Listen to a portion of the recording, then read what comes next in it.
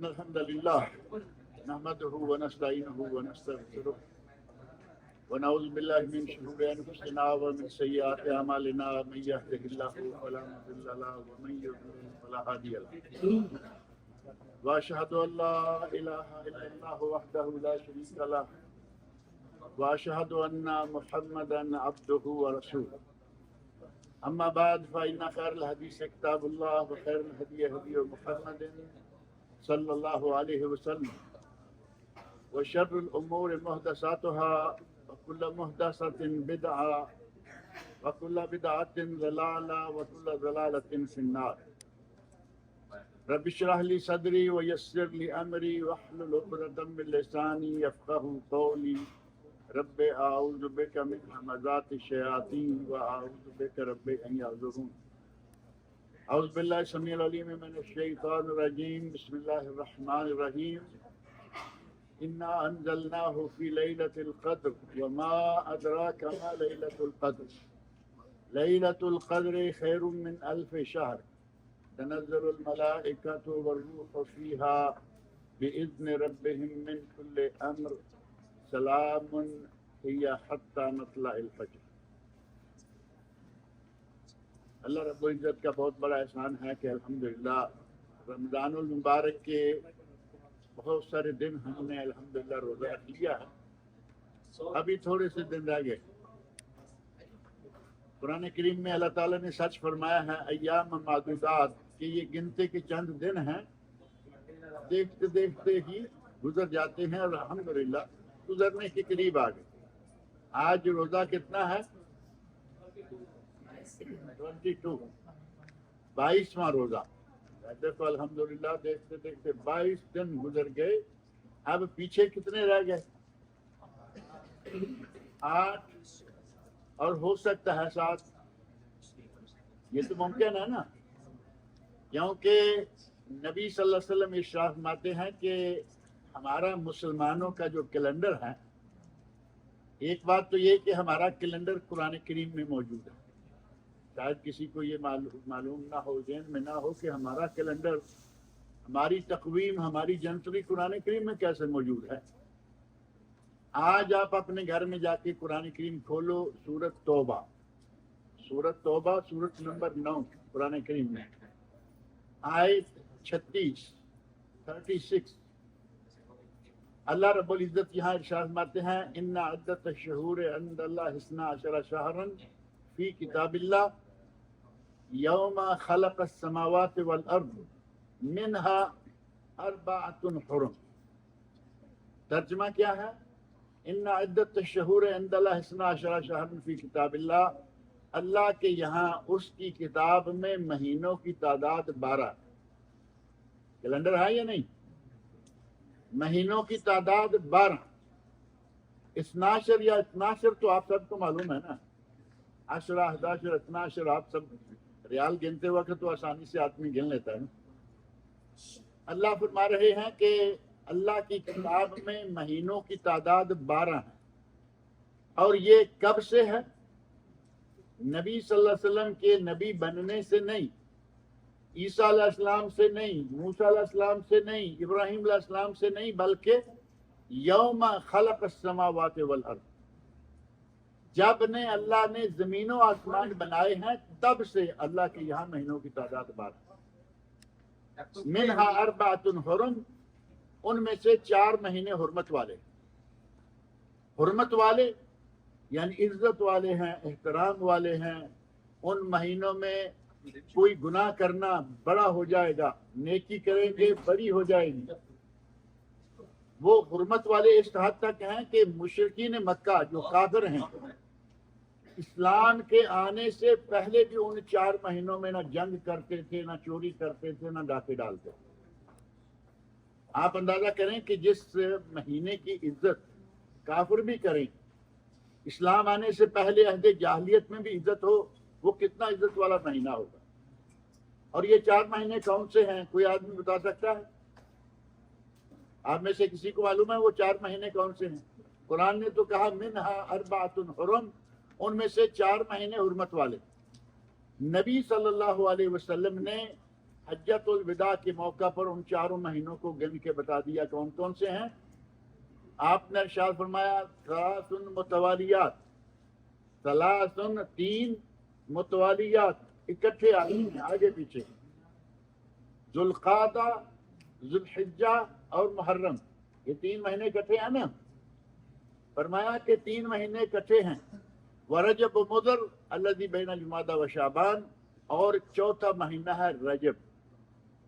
रजब जो जमादा सानिया और शाबान के दरमियान आता है। ये रमजान है, इसके पीछे क्या था? शाबान। शाबान से पहले रजब। ये रजब जो है, शाबान 8वां महीना, रमजान 9वां महीना, शाबान 8वां महीना, और रजब जो है वो रजब 7वां महीना है। हमारे यहाँ तो गिनती मालूम करें, पूछे किसी को कि दिसंबर कितना महीना है, बता सकते हैं या नहीं? 12वां। लेकिन अगर कहा जाए ना कि रजब कितना महीना है तो हमें नहीं मालूम। बल्कि हमारे मुसलमानों की हालत इस हद तक है कि अगर अचानक कहा जाए ना कि भाई इस्लामी तकवीम या इस्लामी कैलेंडर के 12 महीनों के तरतीब से नाम बताओ, नाम नहीं आते। हकीकत है या नहीं? अपनी तकवीम, अपना हमारा कैलेंडर, हमें उनके 12 नाम नहीं आते। आप में से किसी को मालूम है? तरतीब से सुना सकता है?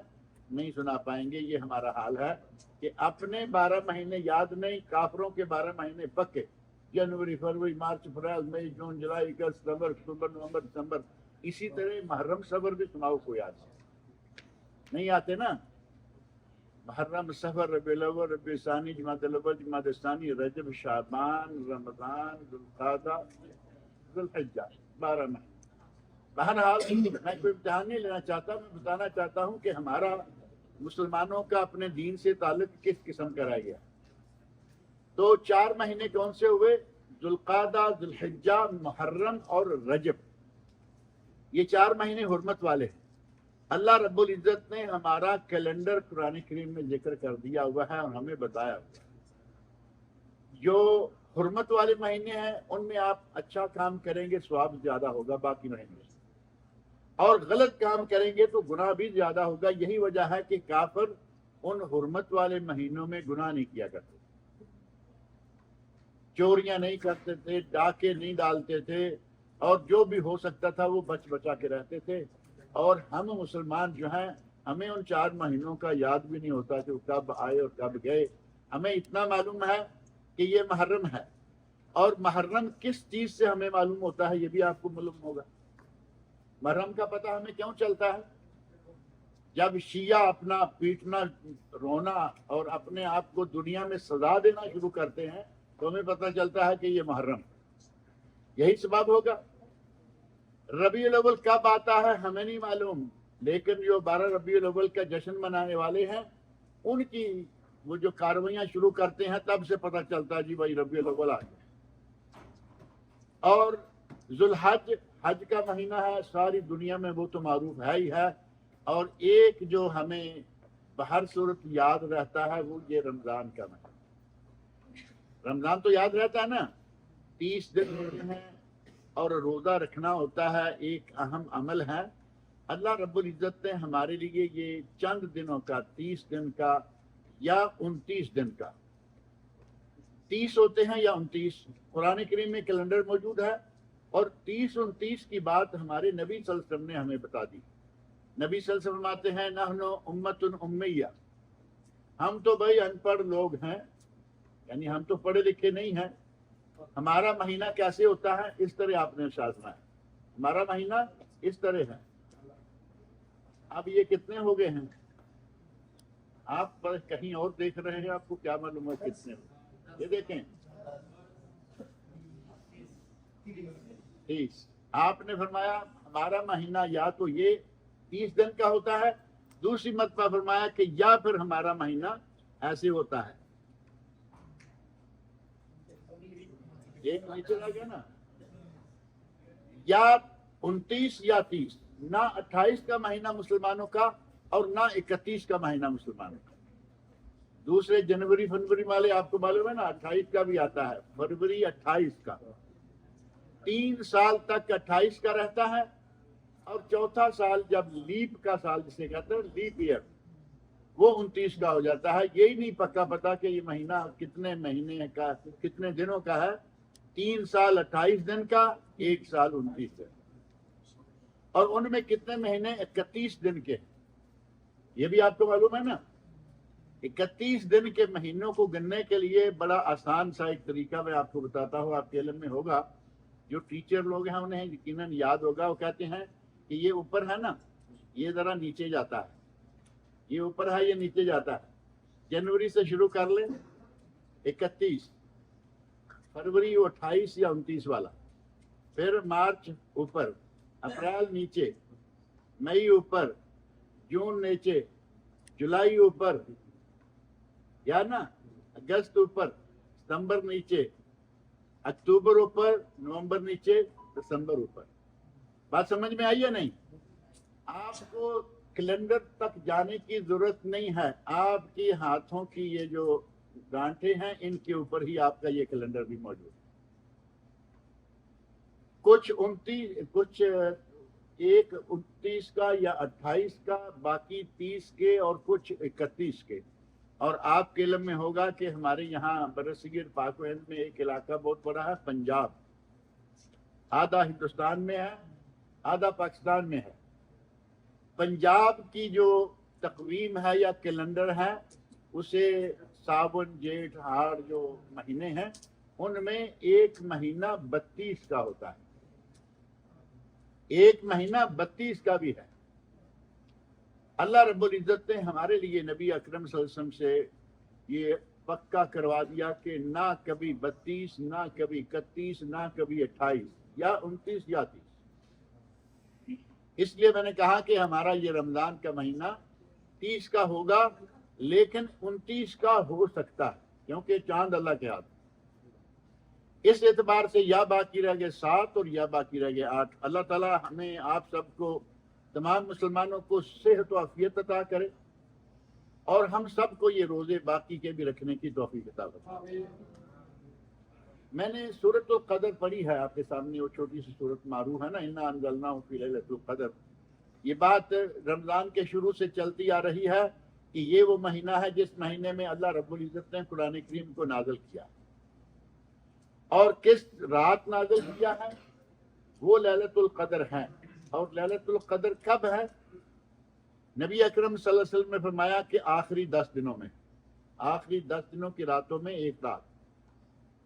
پھر آپ نے فرمایا کہ ہمارے لیے ہمارا دین بڑا ہی آسان ہے۔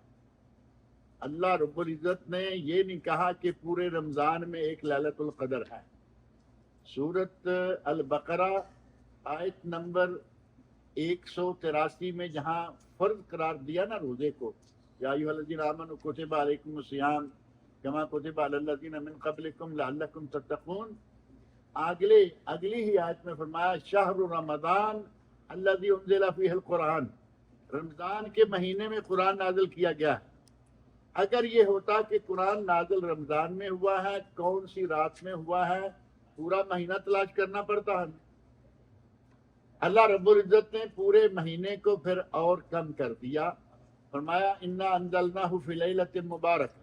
یہ سورہ دخان کی آیت ہے شروع میں، انا انزلناہ فی لیلۃ مبارکہ، ہم نے اسے برکتوں والی رات میں نازل کیا، اور اس برکتوں والی رات کے بارے میں فرمایا فیہا یفرق کل امر حکیم امرا من عندنا، اس رات میں فیصلے ہوتے ہیں تقدیر کے، کس کو مرنا ہے اگلے سال میں، کس کو پیدا ہونا ہے اگلے سال میں، کس کو کتنی روزی ملے گی اگلے سال میں، وہ یہ رات۔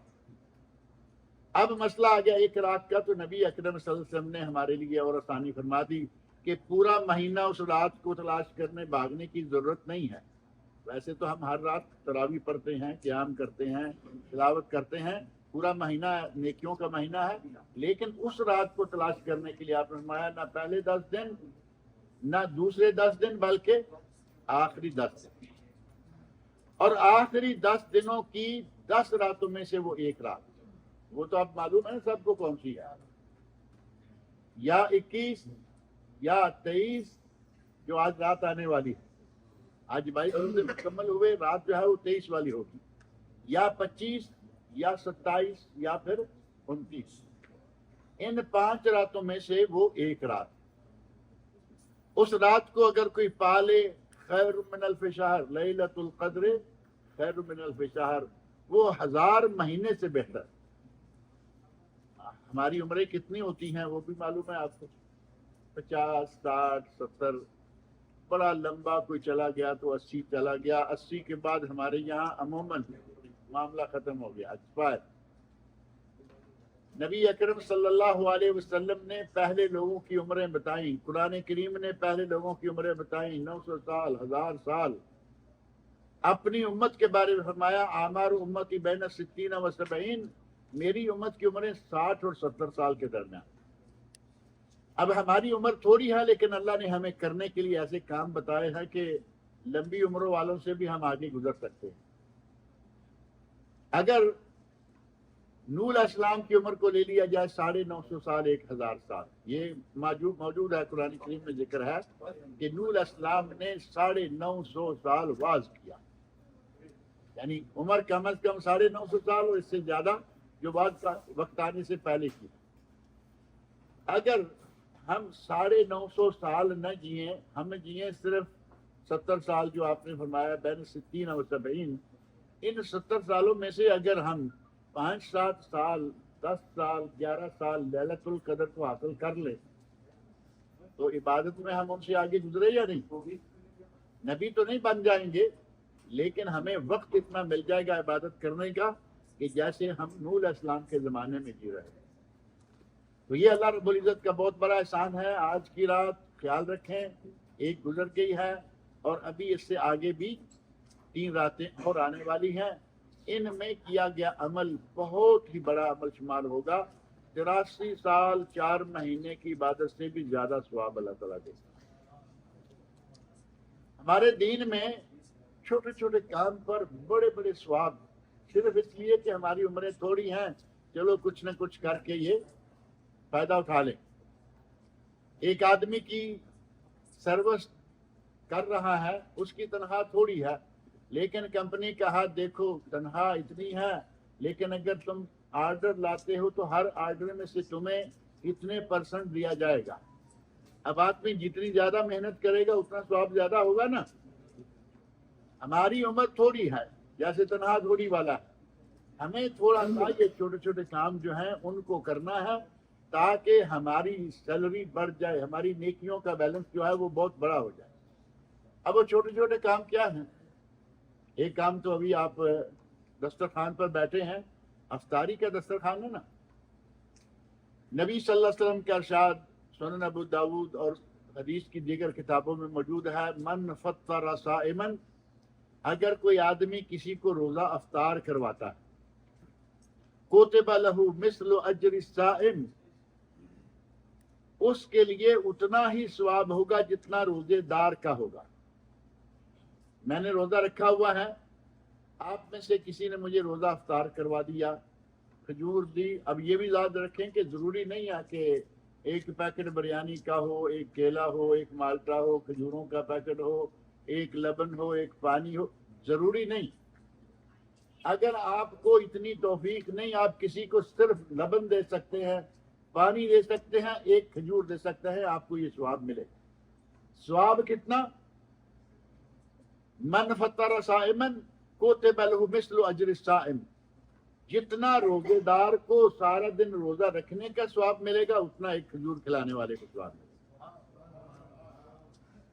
آپ کے پاس کھجور نہیں ہے، آپ نے روزہ پانی سے کھولنا، آپ کسی کو ایک گھونٹ پانی کا پلا دیں گے، اس کا روزہ افطار کرا دیں گے، اتنا ہی ثواب آپ کو ملے گا جتنا روزے دار کا ثواب۔ عمر چھوٹی لیکن کام ہمیں وہ بتائے گئے کہ بہت ہی زیادہ ثواب ہو جائے گا۔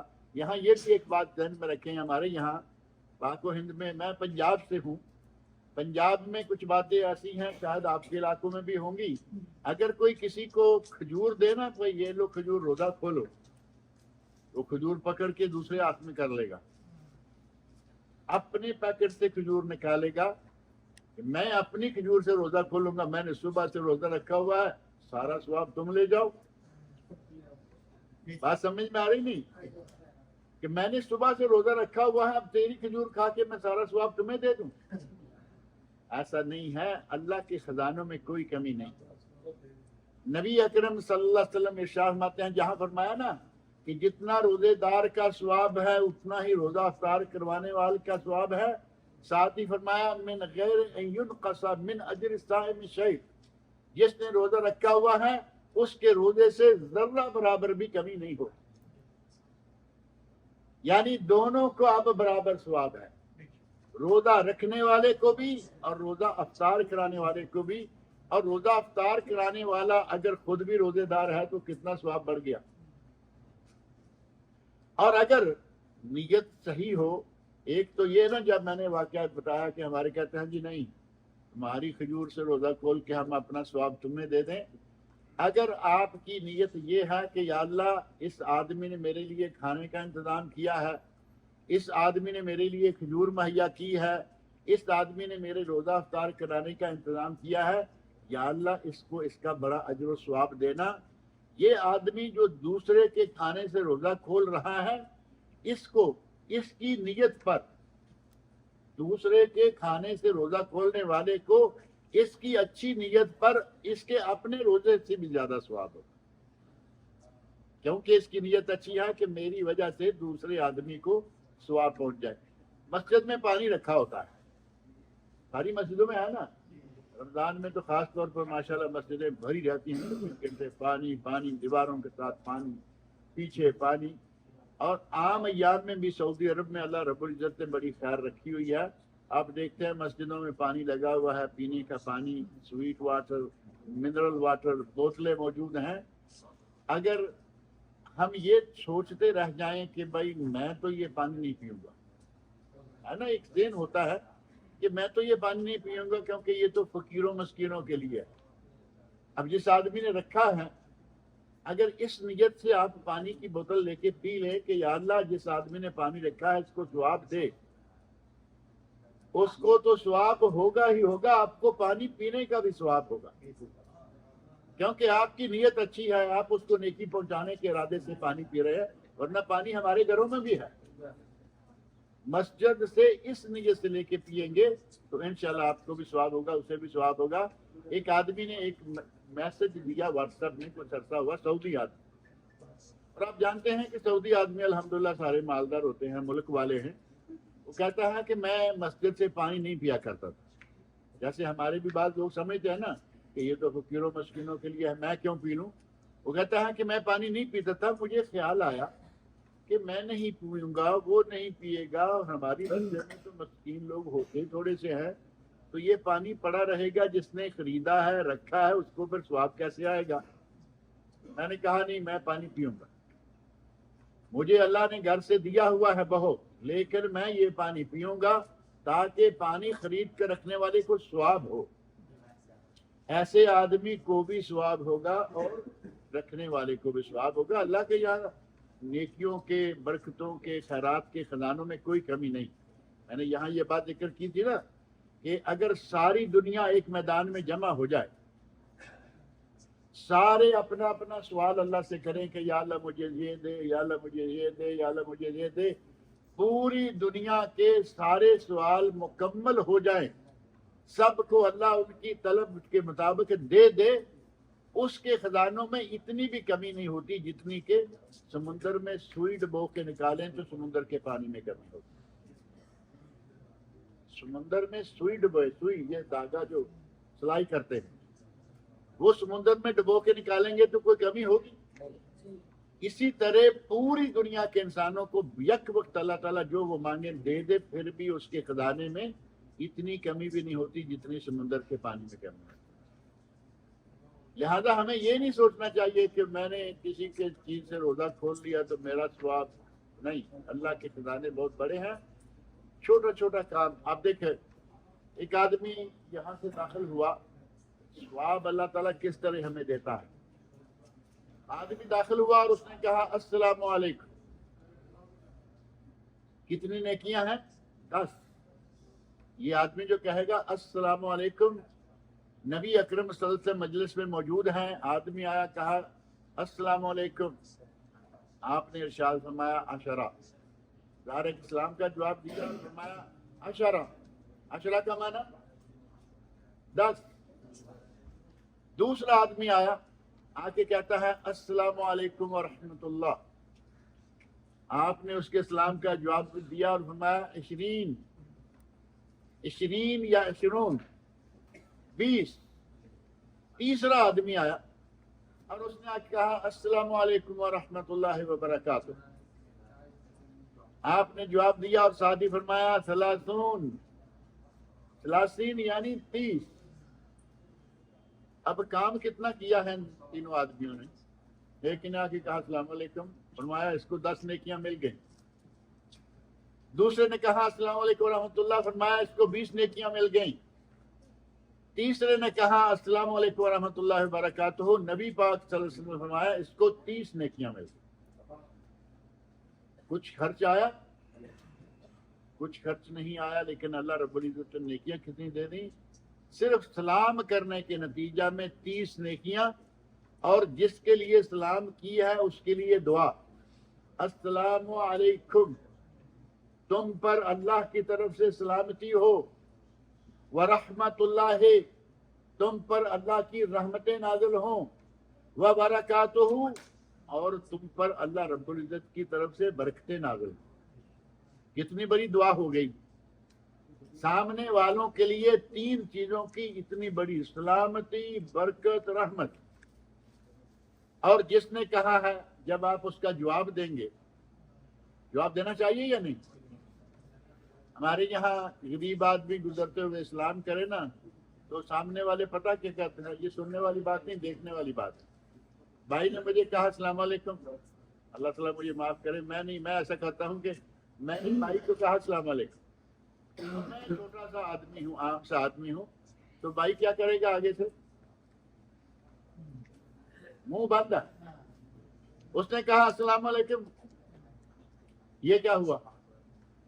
تکبر کی انتہا ہے، یہ تکبر کی آخری حد ہے۔ وہ تمہیں دعا دے رہا ہے، تم سر ہلا کے کیا کہہ رہے ہو کہ ٹھیک ہے مجھے منظور ہے؟ نہیں، نبی اکرم صلی اللہ علیہ وسلم فرمایا ہے تم کہو وعلیکم السلام، اذا حییتم بتحیہ فردوا احسن منہا، اگر تمہیں کوئی سلام کہے تو اسے اس سے بہتر جواب دو، اور ردوہا، یا کم از کم اتنا تو کہو۔ اس نے کہا السلام علیکم، ہمیں کیا کہنا چاہیے؟ وعلیکم السلام ورحمۃ اللہ وبرکاتہ، یہ ہے احسن منہا۔ اور ردوہا، یا پھر کم از کم اتنا ہی کہہ دو۔ اس نے کہا السلام علیکم، آپ کہیے وعلیکم السلام، یہ تو ہو گیا سلام کا جواب۔ اور یہ کیا ہوا؟ یہ کیا ہوا؟ یہ تو ہمارے یہاں کبھی کبھی غصے میں کسی سے بات کر رہے ہیں تو آخر میں یہ کہتے ہیں نا کہ تمہیں کسی وقت میں دیکھوں گا۔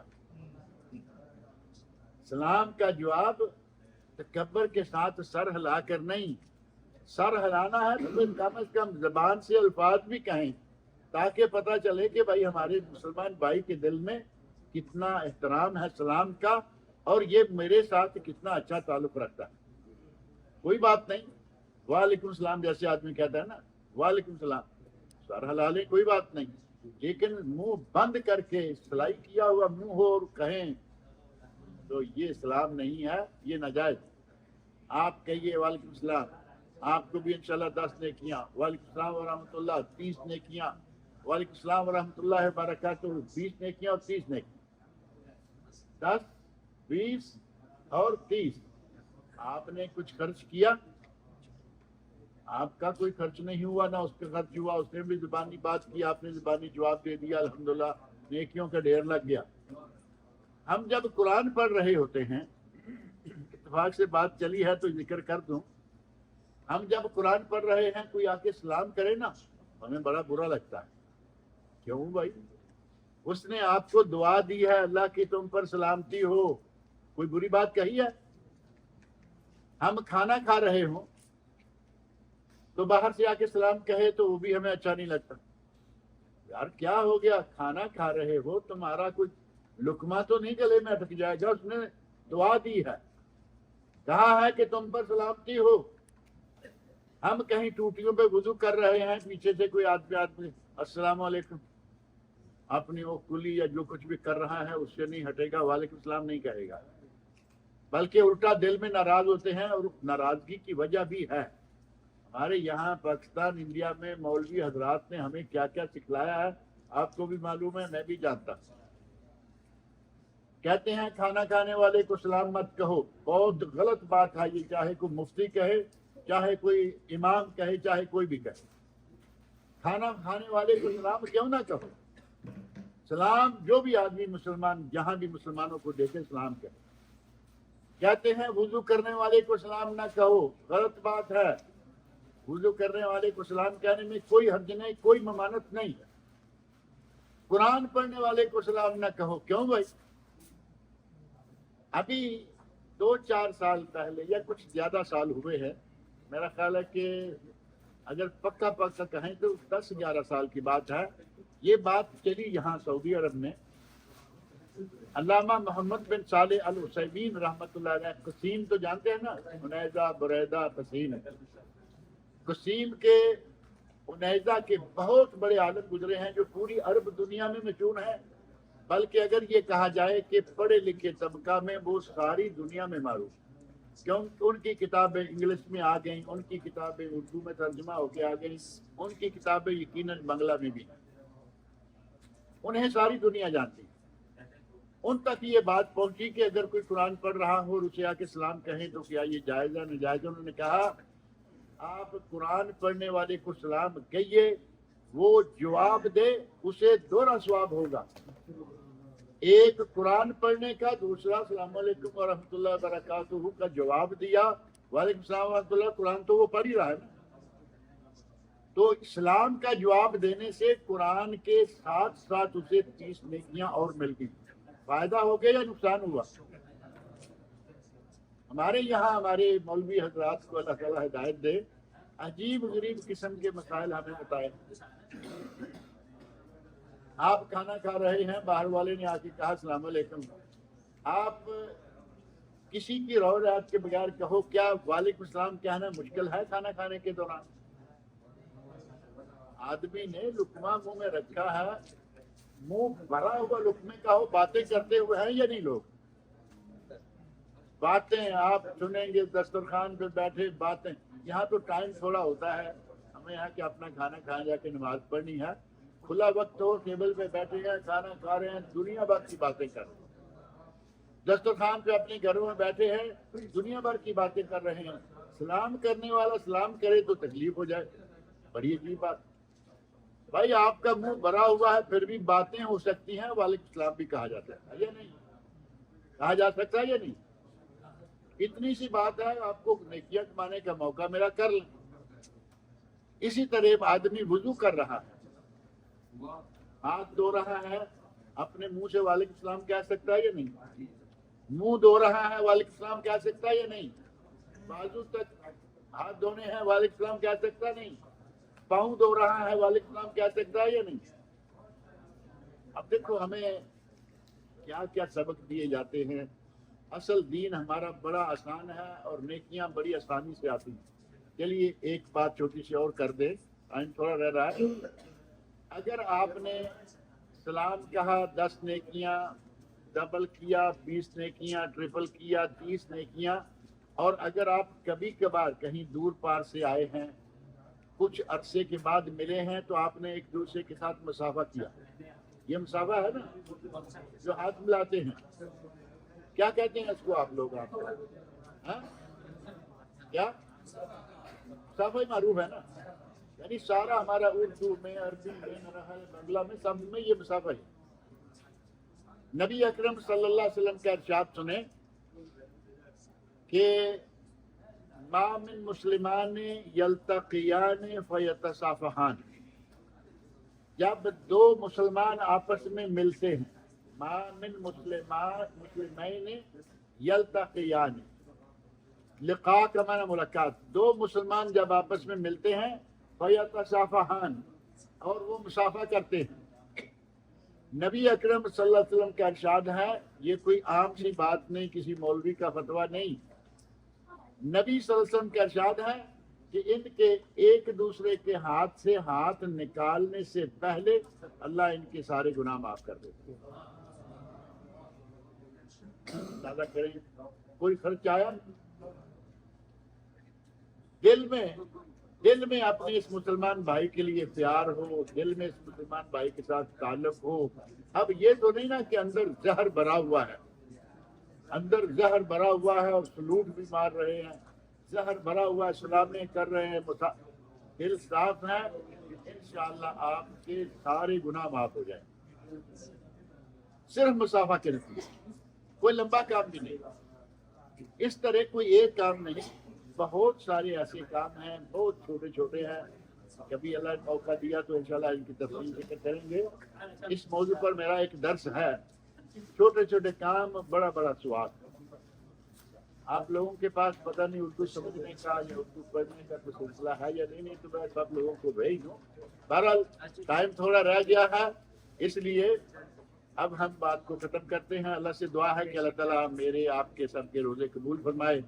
اللہ تعالیٰ ہم سب کو، تمام مسلمانوں کو صحت و عافیت کے ساتھ رکھے اور ليلة القدر پانے کی توفیق عطا فرمائے۔